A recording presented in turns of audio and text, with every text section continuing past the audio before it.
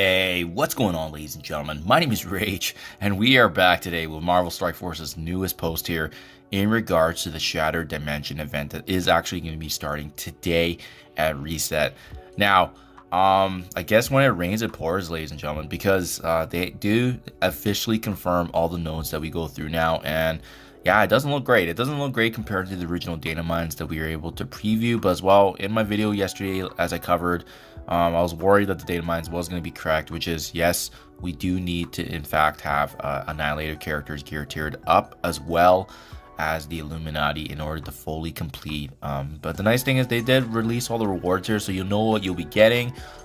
So that way, at the end of the day, you'll be making that decision for yourself on whether or not it's worth it.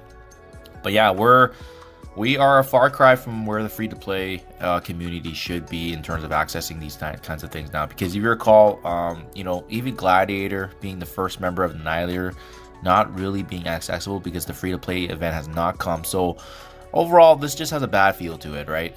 If there was an event before this Shattered Dimension, Pocket Dimension event, I think a lot more players would be pretty happy to be able to at least participate. Maybe not the gear tiers aspect. You know, they can truck through with maybe Silver Surfer, Ultimate still being available in the game. But because you need 3 characters, I think that's where a lot of the discontent is coming from. Remember, you can still use your revives or refreshes to truck through, but at the end of the day, still need to have 3 Annihilator characters, and that's the problematic point. That's the pinching point here, right? It's similar to how Old Man Logan Trials came out and you got Stargated based on the star levels. Well, in this case now, even for a limited time event such as the Shattered Dimension, you're going to be Stargated, or I guess in this case node gated, based on the number of Illuminati and Annihilator characters you have available in your roster, and also gear tiered leveled up. So you can see this is the full breakdown, right? Illuminati normal missions, they're going to need a minimum here of 3 Illuminati at gear tier 14. Then they actually added in Annihilator here with Cosmic at gear tier 14, Illuminati at gear tier 15, Annihilator and or Cosmic. So that's okay. I like how they did add in the Cosmic tag, but then the real pinch point is going to be right here. Illuminati Master, minimum of at least 3 Illuminati, so you won't have a choice there. And then right here too, the Annihilator's Master Mission 1 and 2, a minimum of 3 Annihilator characters at character 16. So you don't have a choice there in terms of being able to swap in other characters at your arsenal here. And I do want to point out at the very end here, this is going to be the real bottleneck, which is after all that is said and done, you need to have 5 of these characters, well, minimum of 3, but you're going to probably need 5 given how notable some of these characters are at gear tier 18. So you must be ready to invest essentially for this event. Keep in mind, you know, these characters are going to be required for the next legendary character, but I mean, many of us are still trying to unlock the character and build them up.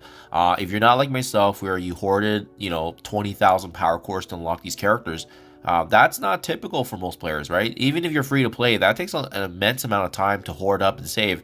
You know, even today, I'm going to be back today with the Thanos unlock. I hope I spend less cores than I need to get them unlocked, so that way I can start hoarding more for the next event, because that much has become clear, guys, which is that we're needing to now hoard everything in the game, including power cores, to specifically participate in endgame content. And I get it, it's endgame content, but you still want to make it accessible for players to be able to at least engage, right? Not do the opposite, which is, you know, pushing players away, getting them to quit, because this overall just has a bad feels to it, right? You're hyping up a very powerful team, potentially in arena, and instead the opposite the communication here, the removal of these free-to-play events to make it accessible. So at the end of the day, guys, you have to assess whether or not these rewards are going to be worth it for yourselves. So you can see here, the first run is actually going to give you the following, right? There's Illumination Orbs, which is going to tie back to this Old Enemies milestone event. There's Character Shards, Gold Trade Materials, Diamond, T2 Ions, basic, right? When you finish the first run, it is only going to give you a 7 red here, Silver Surfer, so that's already trashed right away. Diamond Orbs, Crimson Gear, okay, that does help out for Dark Dimension 7 overall. It's really the time run that you got to be looking at. You know, do you care about the 2 Diamond Gladiator? Do you care more about having Crimson Gear? Because otherwise, I would stay far away from this event. This is meant for end gamers that already unlocked, or spenders, or those of you that actually hoarded, like myself, hoarded to unlock these character shards, because these are the types of events I anticipate now, especially now that they removed a lot of the free-to-play content. So there you guys have it. Not a good blog post. Sorry for the ramble there, but I mean, it's just not a feels good event.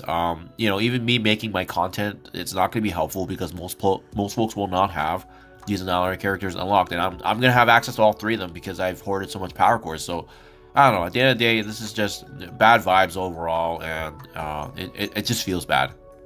It just feels bad for the community, and it's a follow-up video to what I made yesterday, which is, you know, we are slowly, well, actually not slowly, but we've already been saying goodbye to all the free-to-play stuff in the game. It's becoming more and more pay-to-play as these events are getting released, as they are experimenting with these new character releases, which have been absolutely terrible. So for those of you that want to leave the game and you feel like this is a good time to step away, you know, I encourage it. I think this is a good time. It's not a good feeling when you're seeing this brand new team being required for an event where the team's not even released in the way of a free-to-play access yet. And I get it. We shouldn't be entitled as free-to-play folks, but come on, at some point, you got to make things make sense at least, you know. If you're not, most players should at least have 3 characters being able to participate in this if you design the event like that, not so that you're going to need to spend everything along the way in order to participate and play the game. Just my 2 cents, guys. Let me know what you think in the comments below. I'll be back with more content later, especially with Thanos Endgame. Thank you for your time as always, and I'll catch you guys in the next one.